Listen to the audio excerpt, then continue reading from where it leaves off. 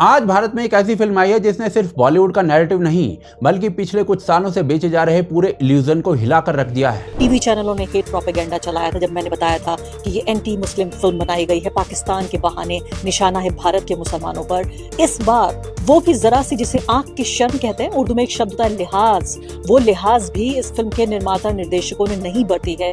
सीधे तौर पर एक पूरे तरीके से ब्लेटेंट कम्युनल और ब्लेटेंट प्रोपेगेंडा फिल्म बनाई है आज की सरकार के लिए। इस फिल्म की सबसे शॉकिंग बात इसका पॉलिटिकल प्रोपेगेंडा है।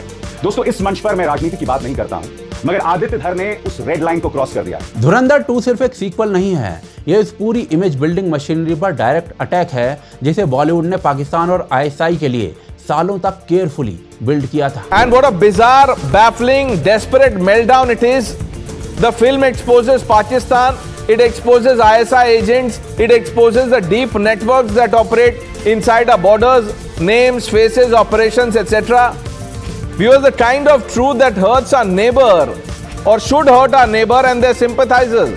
But the so-called secular ecosystem has branded this film anti Muslim propaganda. Cinema halls के बाहर रिएक्शन कुछ अलग ही लेवल का है। लोग सिर्फ इसे एक अच्छी फिल्म नहीं कह रहे बल्कि इसे अपनी जिंदगी की सबसे इम्पैक्टफुल फिल्म्स में से गिन रहे हैं। और एक था टाइगर, ये बच्चे हैं धुरंधर के। जहाँ जहाँ रियल फुटेज इस्तेमाल की गई है आपको पता चल जाएगा ये फिल्म कितनी रियल है। The movie was fantastic, superb. What an acting by Ranveer and other star cast. It is superb, superb. उसमें जो ग्लैमराइज करके चीज़ों को दिखाया जाता है उसका वास्तविकता से कोई संबंध नहीं है, लेकिन जो इस मूवी में दिखाया है उसका वास्तविकता से 100% संबंध है। क्योंकि धुरंधर 2 ने वो नहीं दिखाया जो बॉलीवुड सालों से दिखाता आया है, बल्कि उसने वो दिखाया जिसे सालों तक छुपाया गया। दशकों तक बॉलीवुड ने पाकिस्तान की रियलिटी को सिंप्लीफाई करके, सॉफ्टन करके और कई बार तो डिस्टॉर्ट करके पेश किया है। कभी ये बताया गया कि पाकिस्तान पीस लविंग है और दोनों देशों के बीच में टेंशन सिर्फ कुछ पॉलिटिशियंस की वजह से है। हिंदुस्तान पाकिस्तान साडे लिए तो सारे एक ही है। पंजाबियों के दिल च सारे लिए प्यार है, सारे दे लिए। ये सरहदां, ये ਜਿਹੜੇ ਬਾਰਡਰ है, ये तो साडे पॉलिटिशियंस ने बनाए हुए हैं। तो कभी इस नैरेटिव को पुश किया गया कि पाकिस्तान खुद टेररिज्म का विक्टिम है और भारत के साथ दोस्ती चाहता है। पाकिस्तान में खुद इतना हो रहा है। बेनजीर भुट्टो, परवेज मुशर्रफ के ऊपर कितने सारे अटैक्स हुए, मैरियट ब्लास्ट कर दिए गए। तो this is not even in control of Pakistan. मैं वहाँ की न्यूज़पेपर तो पढ़ता नहीं, लेकिन जब वहाँ पे ऐसी कोई घटना होती है तो क्या वो लोग बोलते हैं कि हिंदुस्तानियों ने किया। और कई फिल्मों में तो ये तक दिखाया गया कि आईएसआई एक डिसिप्लिन्ड और ह्यूमैनिटेरियन एजेंसी है जो रॉ के साथ मिलकर काम करती है। क्या डिसाइड किया? रॉ, आईएसआई साथ में करते ना सर। इसका मतलब है मायका, ससुराल साथ में। और हद तो तब हो गई जब कुछ कहानियों में इनडायरेक्टली भारतीय सेना को ही एक्सट्रीमिस्ट या फिर प्रॉब्लमेटिक दिखाने की कोशिश की गई है ताकि पूरा नैरेटिव आर्टिफिशियली बैलेंस लगे। लेकिन धुरंधर 2 इस मौके पर आकर पूरे सेटअप को एक झटके में तोड़ देती है। यह फिल्म किसी भी तरीके का सॉफ्ट लेयर नहीं डालती, कोई अननेसेसरी इमोशनल कुशनिंग नहीं देती और कोई बैलेंस क्रिएट करने की कोशिश नहीं करती। यह फिल्म सीधे चीजों को उसी रूप में रखती है जैसे वो ग्राउंड पर ऑपरेट करती हैं। पाकिस्तान के टेरर नेटवर्क्स, उनके पॉलिटिकल लिंक्स, उनके हैंडलर्स और उनके एंटी इंडिया ऑपरेशंस को बिना किसी फिल्टर के सामने रखा गया है इस फिल्म में। और यही वजह है कि आज ये फिल्म बॉलीवुड के अंदर उन लोगों को अनकंफर्टेबल कर रही है जिन्होंने सालों तक इस नैरेटिव को पुश किया। दूसरी तरफ पाकिस्तान में भी रिएक्शन उतना ही तेज है क्योंकि पहली बार उन्हें वही दिखाया गया जिसे वो खुद दुनिया से छुपाते रहे हैं। तो भाई साहब, अब सबसे बड़ा सवाल यही है कि आखिर इस फिल्म में ऐसा क्या दिखा दिया गया है कि दोनों तरफ एक साथ रिएक्शन फूट पड़े हैं। कौन सी चीजों को धुरंधर 2 ने इतना हिट कर दिया है जिससे कुछ लोगों को इतनी असहजता होने लगी है। और सबसे अहम बात, क्या ये फिल्म बॉलीवुड के इस पाकिस्तान प्रेमी नैरेटिव का सच में अंत कर पाएगी? आइए समझते हैं इस वीडियो। अगर आप ध्यान से देखोगे तो धुरंधर 2 पे जो रिएक्शन आ रहा है ना, वो एक नॉर्मल फिल्म का रिएक्शन नहीं है। यहाँ लोग फिल्म की बात कम कर रहे हैं और उसमें जो दिखाया गया है और उसका रियलिटी से क्या लेना देना है उससे ज़्यादा परेशान हैं। क्योंकि पहली बार किसी मेन स्ट्रीम फिल्म ने चीज़ों को घुमा फिरा कर नहीं दिखाया है, सीधे तरीके से ही दिखा दिया है। और यही चीज़ बहुत सारे लोगों को हजम ही नहीं हो रही है। जब धुरंधर 2 रिलीज हुई तो सबका फोकस रणवीर सिंह पे था। फिर भी लिबरल्स को रोस्ट करने की स्टार्टिंग आदित्य धर ने कर दी। एक प्रेस कॉन्फ्रेंस में जब रिपोर्टर ने धुरंधर को एक प्रोपेगेंडा फिल्म कह दिया तो आदित्य धर ने ऐसे क्रिटिक्स को वैसे ही साइडलाइन किया जैसे लिब्रांडुओं ने अफगानिस्तान में 400 लोग मारे गए, उसको साइडलाइन कर दिया। बात बस इतनी सी थी कि मारने वाला पाकिस्तान था। So do you feel it's kind of unfair when people downplay this emotion of yours and kind of label it as a propaganda film? How do you look at it? So people who label it as propaganda, I don't care about them. It is as simple as that. I really don't care about them because the whole point is that I know where it's coming from, and Indian audience is actually very, very smart. They are really, really smart. They know a film.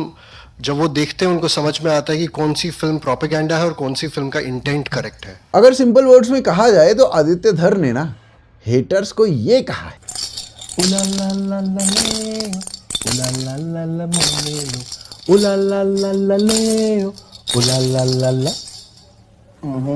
अब देखो भाई साहब, धुरंधर release हो और आरफा खानम शेरवानी पागल ना हो, ऐसा कैसे हो सकता है?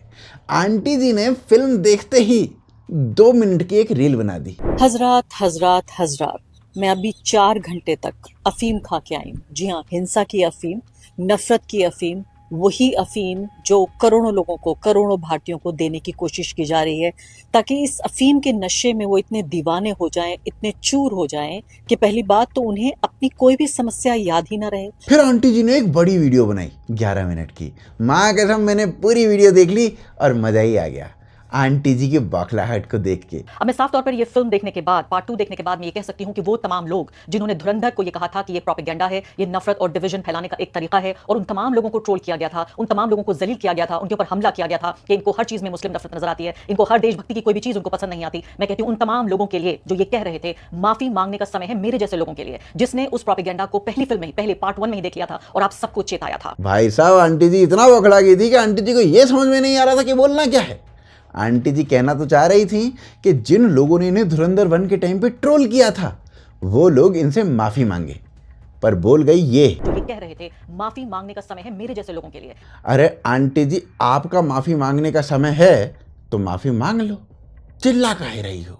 हैं बताओ, चिल्ला काहे रही हो? फिर इसी वीडियो में आरफा खानम शेरवानी बहुत सारे स्पॉयलर्स दे देती हैं जिनके बारे में हम बात नहीं करेंगे, हम केवल एक के बारे में बात करेंगे। इसमें जो खतरनाक चीजें मैं आपको बताऊंगी, अतीक अहमद, मुख्तार अंसारी, उन दोनों जैसे कैरेक्टर्स गढ़े गए हैं, और आप जानते हैं कि ये दोनों लोग मेंबर ऑफ पार्लियामेंट रह चुके हैं। इन दोनों की गैर कानूनी तरीके से तमाम तरह के आरोप हैं कि किस तरह से कस्टोडियल डेथ, कस्टोडियल मर्डर किया गया, ये इस तरह के आरोप उनका परिवार लगातार लगाता रहा है। उसमें दिखाया गया, इस फिल्म में बाकायदा जायज तरीके से दिखाया गया है कि ये लोग पाकिस्तान सपोर्टेड हैं, सीधे ISI और मिलिट्री से इनके संबंध हैं, फोन पर इनकी बातचीत होती है, किस तरह से ये ड्रग्स, इसके अलावा हथियार और तमाम जो नकली नोट हैं, ये सब ये फैलाते हैं, पैदा करते हैं, बनाते हैं, और इनका काम है उत्तर प्रदेश की राजनीति को डिस्टर्ब करना, चुनावों पर असर डालना। फिर अभिसार शर्मा ने भी कुछ यही बातें कर दी। फिल्म की सबसे शॉकिंग बात इसका पॉलिटिकल प्रोपेगेंडा है। दोस्तों, इस मंच पर मैं राजनीति की बात नहीं करता हूं, मगर आदित्य धर ने उस रेड लाइन को क्रॉस कर दिया है, बेशर्मी से क्रॉस कर दिया है। यह पूरी फिल्म भारतीय जनता पार्टी की प्रोपेगेंडा फिल्म बन जाती है। हाँ सोनपरी और आंटी जी, हाँ, आपके हिसाब से फिल्म ने 2 मुस्लिम पॉलिटिशियंस को ऐसे दिखा दिया जैसे उनके लिंक्स ISI से हैं, इसीलिए ये एक प्रोपेगेंडा फिल्म बन गई। पर मैडम जी, ये बात तो यूपी की पुलिस भी कह चुकी है कि अतीक अहमद के ISI से लिंक थे। पर चलो, यूपी पुलिस तो योगी की पुलिस हो गई, उसकी बात तो आप क्यों ही मानोगी। पर अतीक अहमद ने ये बात तो खुद भी एडमिट की थी कि उसके ISI से लिंक है। अब बताओ, प्रोपेगेंडा क्या हुआ? फिल्म प्रोपेगेंडा हुई या आपका वीडियो प्रोपेगेंडा हुआ, जो गैंगस्टर्स को, ISI हैंडलर्स को, जो आतंकवादियों को पॉलिटिशियन बता रहा है? बताओ बताओ क्या हुआ? रिव्यू के अलावा भी ना शर्मा जी वीडियो बनाते जा रहे हैं, एक वीडियो में तो रोने ही लग गए भाई साहब। आदित्य धर साहब, फिल्म बनाइए, पॉलिटिकल प्रोपेगेंडा मत करिए। लगता है धुरंधर 1 के टाइम जो हाल अनुपमा का हुआ था ना, वो जिम्मेदारी धुरंधर 2 के टाइम पे अभिसार शर्मा ले चुके हैं। और अभिसार शर्मा तो केजरीवाल को भी पट्टी मारने में पीछे छोड़ चुके हैं, मुझे तो ऐसा लगता है। जब SRK की जवान फिल्म आई थी, तब SRK ने जो पॉलिटिकल प्रोपेगेंडा भड़काना चाहा था, वो इसे ना मास्टरपीस लग रहा था। दोस्तों, आपको याद होगा कि मैंने इसी मंच पर अपने फिल्म एक्टर्स की अक्सर आलोचना की है कि आप लोग कभी भी समाज से जुड़े मुद्दों पर टिप्पणी क्यों नहीं करते। वो शिकायत शाहरुख खान अपनी इस फिल्म से दूर कर रहे हैं। दोस्तों, क्या आप जानते हैं कि अपनी इस फिल्म में शाहरुख 3 मुद्दों की बात करते हैं। फिर आरफा और सोनपरी के बाद ना ध्रुव राठी, वो भी कूद पड़े इस लड़ाई में। अब भाई, ध्रुव के फेवरेट डायरेक्टर की मूवी रिलीज हुई है, वो ना है।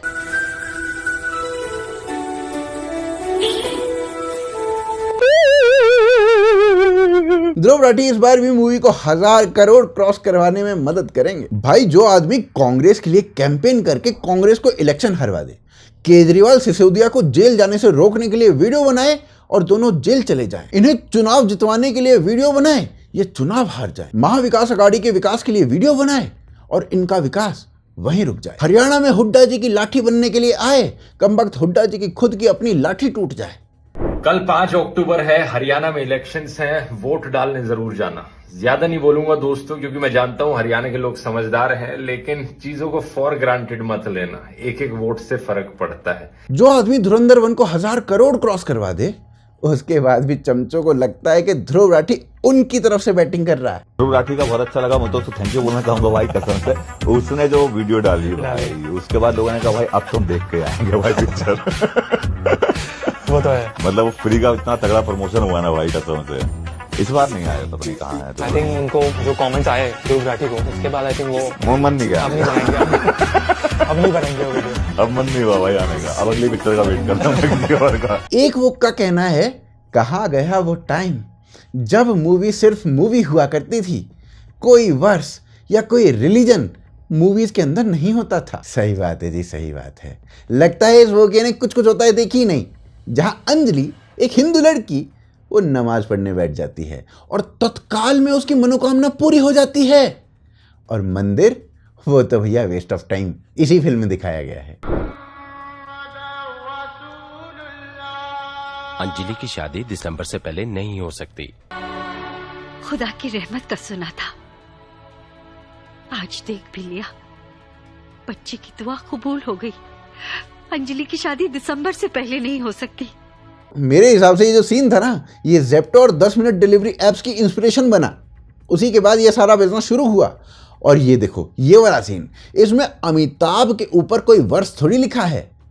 अरे इतना अंधा तो भाई साहब अंधाधुन में आयुष्मान खुराना नहीं था जितने आप हो गए हो। देखो, धुरंधर 1 में ना पाकिस्तान को 10% एक्सपोज किया गया था, धुरंधर 2 में बचा हुआ 90% ही कर दिया, जिसके बाद गांधी जी को खुद आना पड़ा अपने प्रोडक्ट पाकिस्तान को बचाने के लिए। गांधी जी के अकॉर्डिंग धुरंधर 1 बेटर थी, धुरंधर 2 वो कुछ नहीं है, बेकार बेकार। अब देखो इसका जवाब मैं क्या दूं। अब देखो, गांधी जी रियल आईडी से आते तो मैं जवाब भी देता, पर गांधी जी पता नहीं क्यों दीपक सिंह का नाम लेके आ रहे थे। तो ऐसा करते हैं, इसका जवाब राहुल जी पे छोड़ देते हैं।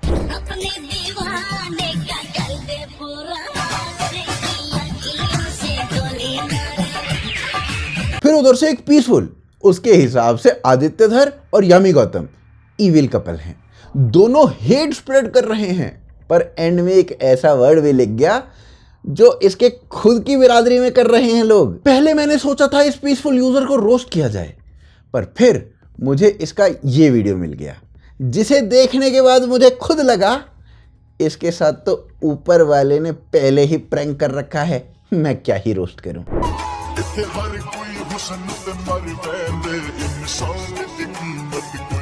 फिर एक और पीसफुल बाकी के पीसफुल से कह रहा था कि देखो ईद आ गई है, ईद पे पैसे बचाओ, ये मूवी मत देखो। इन लोगों के हिसाब से टेररिस्ट का रिलीजन नहीं होता है, पर मूवी का धर्म होता है। बाकी मूवी में किस लेवल की पीक डिटेलिंग हुई है ना, वो मैं बताता हूँ भाई साहब, आपको मैं बताता हूँ। रणवीर सिंह, उनका एक सीन है, वो मुस्लिम एरिया में घुस रहा होता है, और जब वो मुस्लिम एरिया में घुस रहा होता है तो मुस्लिम एरिया को दिखाने के लिए बाहर इतने सारे टायर ट्यूब रखे जाते हैं। ऐसी पीक लेवल की डिटेलिंग देखी है भाई साहब कभी किसी बॉलीवुड मूवी में? देखो, अभी तक ना बॉलीवुड से बहुत ज्यादा लोग नहीं आए हैं धुरंधर 2 के सपोर्ट में, बस शिल्पा शेट्टी का ये वाला वीडियो वायरल हो रहा है। जी कैसी थी मूवी? शिल्पा जी मूवी कैसी थी? धुरंधर आग लगा दी, लग गई आग लग गई। उधर से साउथ इंडस्ट्री, उसने मूवी को खूब प्रमोट किया। अल्लू अर्जुन धुरंधर के पेट्रियोटिक एस्पेक्ट और एक्टर्स की परफॉर्मेंस उनका प्रेज करते रह गए। राम गोपाल वर्मा ने तो पहले भी धुआं उठा दिया था, अब भी धुआं उठा रखा है। फिर साउथ से ही विजय देवरकोंडा, वो मूवी की तारीफ करते हैं, सारे एक्टर्स की तारीफ करते हैं, और आदित्यधर को मैड जीनियस बोल देते हैं। तो जो काम सबसे पहले बॉलीवुड को करना चाहिए था ना, वो काम साउथ के स्टार्स कर रहे हैं। अब भाई बॉलीवुड को कौन समझाए कि पाकिस्तान के पास तेल डलाने के पैसे नहीं हैं। वो बॉलीवुड की मूवीज क्या खाक देखेंगे। 23 मार्च को होने वाली पाकिस्तान की रिपब्लिक डे परेड, उसमें पाकिस्तान ने पेट्रोल ना होने के कारण परेड ही कैंसिल कर दी है भाई साहब। लेकिन बॉलीवुड को लगता है कि ये इनकी टिकट खरीद के देख ले। अरे भाई साहब, वहां पर RDX खरीदने के पैसे नहीं है किसी के पास। आप क्या बात कर रहे हो। अब देखो, इस फिल्म के आने के बाद जितने भी मेल्ट डाउन और बवाल काटे जा रहे हैं, उसका रीजन ना सिर्फ फिल्म का आना नहीं है, बल्कि उस नैरेटिव का टूटना है जो ये फिल्म तोड़ रही है। क्योंकि जब सालों से चली आ रही अमन की आशा की पॉलिटिक्स अचानक से एक्सपोज हो जाती है तो लिबरल्स हमारे अनकंफर्टेबल हो जाते हैं। और अब वही अनकंफर्टेबल फीलिंग सबसे बड़ा बवाल खड़ा कर रही है कि आखिर ऐसा क्या है जिसे इतने सालों तक घुमाकर दिखाया गया, जिसे इस फिल्म ने बिना किसी डर के सीधा सबके सामने रख दिया। देखिए, सालों तक हमें ये समझाया गया कि भारत और पाकिस्तान की लड़ाई असली में लोगों की लड़ाई नहीं है, ये सिर्फ पॉलिटिक्स की लड़ाई है। इनफैक्ट ये भी बताया गया कि दोनों तरफ आम लोग शांति चाहते हैं, दोनों तरफ अमन चाहते हैं, बस पॉलिटिशियंस और आर्मी के लोग ही टेंशंस को बढ़ाते हैं। और इसी सोच को बार बार पुश किया गया अमन की आशा टाइप के कैंपेन्स के जरिए या फिर फिल्मों के जरिए, इंटरव्यूज के जरिए, जहां ये इंप्रेशन दिया गया कि पाकिस्तान बस गलत समझा गया देश है, वहां के लोग फंडामेंटली बहुत अच्छे हैं। इसके साथ साथ एक और नैरेटिव बेचा गया कि पाकिस्तान भी उतना ही टेररिज्म का शिकार है जितना भारत है। बताया गया कि वहां भी ब्लास्ट होते रहते हैं रोज। बताया गया कि वहां भी लोग मरते हैं, इसीलिए दोनों देश बराबर के विक्टिम हैं। और इसी लॉजिक के नाम पर हर बार पाकिस्तान की रिस्पॉन्सिबिलिटी को डाइल्यूट कर दिया गया और ऑडियंस के दिमाग में यह बिठा दिया गया कि प्रॉब्लम शेयर्ड है, दोनों तरफ है। लेकिन अफसोस, अमन की आशा गैंग पर किसी और ने नहीं बल्कि पाकिस्तान ने ही साल दर साल करारा तमाचा मारा है। और इस सब के बावजूद बॉलीवुड और उसके कुछ सेल्फ प्रोक्लेम्ड इंटेलेक्चुअल लिब्रांडूज ने बार बार यही कोशिश की है कि पाकिस्तान को सॉफ्ट तरीके से दिखाया जाए। इंडियन फिल्मों में पाकिस्तानी कैरेक्टर को नोबल, हेल्पफुल और इंसानियत वाला दिखाया गया है। ये आवाजें सुन रहे हैं? ये है पाकिस्तान की आवाम। अगर इन्हें सही और गलत में फर्क दिखाई दे सकता है तो आपको क्यों नहीं? आप तो फौजी हैं। क्रॉस बॉर्डर लव स्टोरीज के जरिए सिंपैथी क्रिएट करने की कोशिश की गई है। स्पोर्ट्स और फ्रेंडशिप नैरेटिव के जरिए ये मैसेज दिया गया है कि असली दुश्मनी लोगों के बीच में नहीं है बल्कि सिस्टम में है। और इसी तरीके से एक पूरी जनरेशन को ये बिलीव करा दिया गया कि ये कॉन्फ्लिक्ट बस एक मिसअंडरस्टैंडिंग है दोनों देशों के बीच में।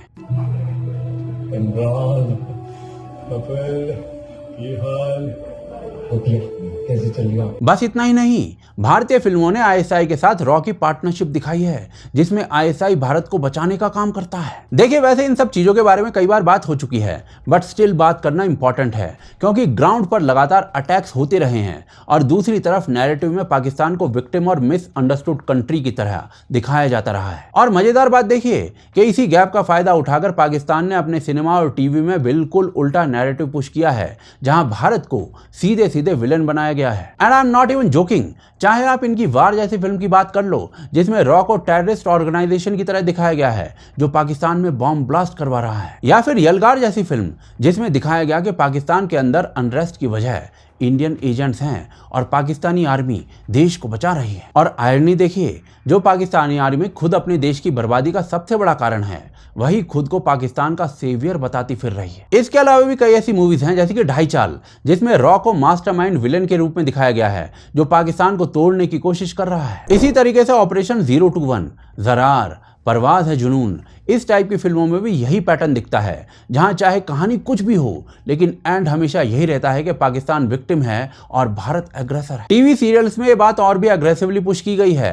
अहद वफा, इसके अंदर ISI ऑफिसर हीरो होता है और भारतीय एजेंसीज को डिस्टेबलाइज फोर्स दिखाया गया है। अंगारवादी में इंडियन फोर्सेस को बारबैरिक और पाकिस्तान को सेवियर दिखाया जाता है। लाग में रॉ को इंसर्जेंसी चलाने वाला नेटवर्क बताया जाता है और पाकिस्तानी आर्मी को नोबल फोर्स। मतलब एक तरफ यहाँ पर लोग अमन की आशा का नैरेटिव चला रहे थे, यहाँ पर कहा जा रहा था कि दोनों देश बराबर हैं और दोनों देशों के लोग ही शांति चाहते हैं, और दूसरी तरफ वहां लगातार भारत को विलेन बनाकर एक फिक्स्ड परसेप्शन बनाया जा रहा था। और यही मिसमैच सालों तक चलता रहा क्योंकि यहाँ उस नैरेटिव को कभी सीधे सीधे चैलेंज नहीं किया गया। करेंगे भी कैसे, क्योंकि हमारे यहाँ पर तो मूवीज के अंदर रॉ के एजेंट पाकिस्तानी एजेंट्स के साथ झूमे जो पठान पर डांस कर रहे हैं।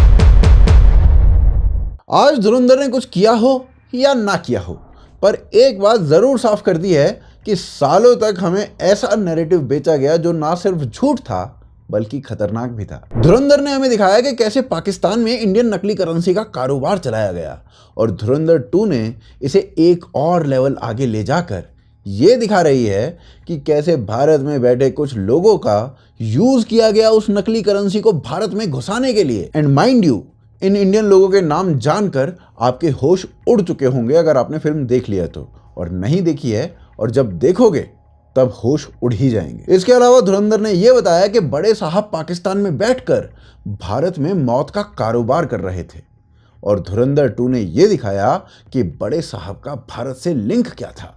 बड़े साहब कौन हैं आप उसे जानते तो हो, पर वो सब कैसे और क्या, ये जानने के लिए आपको फिल्म देखनी पड़ेगी। बड़े साहब को आप जानते हो, पर वो क्या क्या कर रहे थे, कैसे कैसे कर रहे थे, वो नहीं जानते होगे। धुरंधर ने टेररिज्म का पूरा नेक्सस कैसे ऑपरेट होता है वो दिखाया, और धुरंधर 2 ये दिखाती है कि कैसे पाकिस्तान और इंडिया के पॉलिटिशियंस इस नेक्सस का पार्ट रहे हैं रिलीजन के नाम पर। बाकी ज्यादा स्पॉयलर्स दे नहीं सकता क्योंकि फिल्म का मजा खराब हो जाएगा। देखो, अगर आप अपने इतिहास को, अपने दुश्मन के इतिहास को नहीं जानते हो और इतिहास से नहीं सीखते हो, तो वही सेम चीजें आपके साथ फिर से दोहराई जा सकती हैं।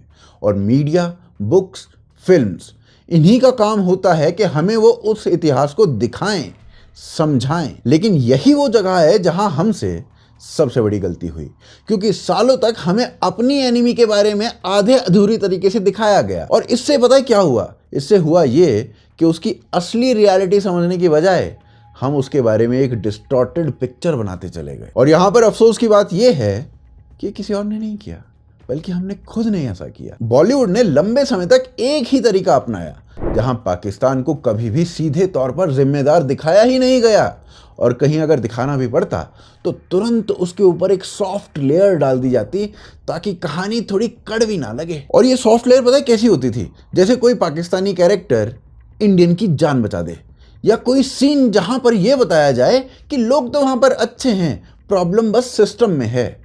ये पैटर्न सिर्फ 1-2 फिल्मों तक सीमित नहीं रहा, ये बार बार रिपीट होता चला गया। बजरंगी भाईजान, वीर ज़ारा, राजी, एक था टाइगर, टाइगर जिंदा है, पठान, ऐसी कई सारी फिल्में हैं जिनमें यही फार्मूला डाला गया है। बॉलीवुड ने हर बार एक लिमिट बना के रखी कि पाकिस्तान की कितनी सच्चाई दिखानी है और कितनी छुपानी है, और सच्चाई अगर दिखानी भी है तो उसे दूसरी सॉफ्ट लेयर से कैसे ढकना है। इसका असर यह हुआ कि धीरे धीरे ये एक आदत बन गई जहां ऑडियंस को हमेशा एक सेफ वर्जन दिखाया गया, और उसी सेफ वर्जन के कारण लोगों को यह लगने लगा कि इंडिया पाकिस्तान की जो कॉन्फ्लिक्ट है ना, कोई साफ चीज नहीं है, बल्कि एक कॉम्प्लिकेटेड मिसअंडरस्टैंडिंग है जहां दोनों साइड्स बराबर हैं और दोनों ही सफर कर रहे हैं। लेकिन ये ना सबसे बड़ा डिस्टॉर्शन था, क्योंकि इससे ग्राउंड रियलिटी पीछे चली गई और आर्टिफिशियल इमेज बनती चली गई, जहां पाकिस्तान को कभी भी उसी रूप में नहीं दिखाया गया जैसा वो व्यवहार कर रहा था। लेकिन धुरंधर 2 यहीं आकर इस पूरे सेटअप को हमेशा के लिए तोड़ देती है, क्योंकि ये किसी भी तरीके का बैलेंस डालने की कोशिश ही नहीं करती। जो जैसा है उसे वैसा ही दिखाया गया है, और यही वो वजह है कि इस फिल्म से आज लिबरल्स को इतना डिस्कम्फर्ट हो रहा है। असल में आज प्रॉब्लम फिल्म से नहीं है, प्रॉब्लम उस क्लैरिटी से है जो आदित्य धर ने इस फिल्म के जरिए दे दी है, क्योंकि ये लोगों को ना पहली बार बिना किसी फिल्टर के चीज़ों को दिखा रही है, और जब क्लैरिटी आती है तो कन्फ्यूजन अपने आप खत्म हो जाती है, और जब कन्फ्यूजन खत्म हो जाती है तो अमन की आशा जैसे नैरेटिव टिक नहीं पाते। और इसी कारण आज लिबरल्स और अमन की आशा के गैंग वालों को सबसे ज़्यादा प्रॉब्लम हो रही है, क्योंकि जिस नैरेटिव से उन्होंने सालों तक इंडियंस को गुमराह किया, वही नैरेटिव आज बिना किसी कवर के टूटता हुआ दिखाई दे रहा है। और साथ ही साथ एक्सपोज हो रहे हैं वो खुद कि कैसे वर्षों तक उन्होंने इंडियंस को गुमराह किया। बाकी आप क्या सोचते हैं इस पूरे मुद्दे के बारे में, आप अपनी राय को कमेंट्स में अवश्य लिखिए। वीडियो को लाइक और शेयर करना बिल्कुल मत भूलिए, चैनल को सब्सक्राइब कर लीजिए और अगर आप हमें सपोर्ट करना चाहते हैं तो आप सपोर्ट कर सकते हैं UPI, ज्वाइन बटन और पेट्रियन के माध्यम से। आप देख रहे थे आज की ताज़ा खबर। जय हिंद, जय भारत।